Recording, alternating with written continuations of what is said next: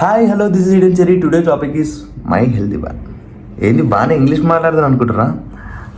గంట నేర్చుకుంటే నాకంటే బాగా చెప్తారులే గాయస్ మీరు.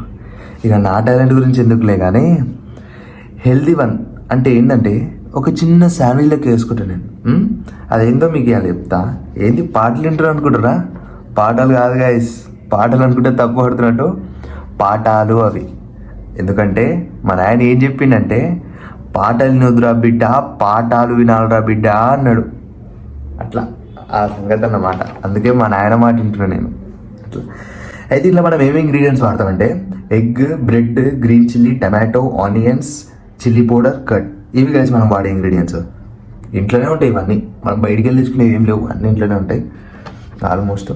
మొన్న పోస్ట్ చేసిన వీడియోకి చాలా మంచి రెస్పాన్స్ వచ్చింది. ఫ్రెండ్స్ నుంచి కానీ బయట నుంచి కానీ కాల్స్ కానీ చాలా మంచి రెస్పాన్స్ వచ్చింది. థ్యాంక్ యూ ప్రతి ఒక్కరికి థ్యాంక్ యూ ఆ విషయంలో. అండ్ నేను ఇంకా షార్ట్స్ తీసేదానికి, ఇంకా వీడియోస్ చేయడానికి నాకు కావాల్సింది మీ సపోర్ట్. నెక్స్ట్ మనం దీన్ని ఎట్లా చేసుకోవాలంటే, ఎగ్ని ఒక 1/2 లీటర్ వాటర్లో ఉడికించి వెజిటేబుల్స్ అన్ని కట్ చేసుకొని బ్రెడ్ని రోస్ట్ చేసుకొని పెట్టుకోవాలి. ఈ ఎగ్గులో నీలం ఉంటుందిగా, దాన్ని పిండి వేసేసి వెజిటేబుల్ అన్నీ వేసుకొని సాల్ట్, చిల్లీ పౌడర్, కర్డ్ ఇవన్నీ వేసుకొని మిక్స్ చేసేసేయాలి. మిక్స్ చేసినాక ఎగ్గుని ఖైమా కొట్టేసేయాలన్నమాట.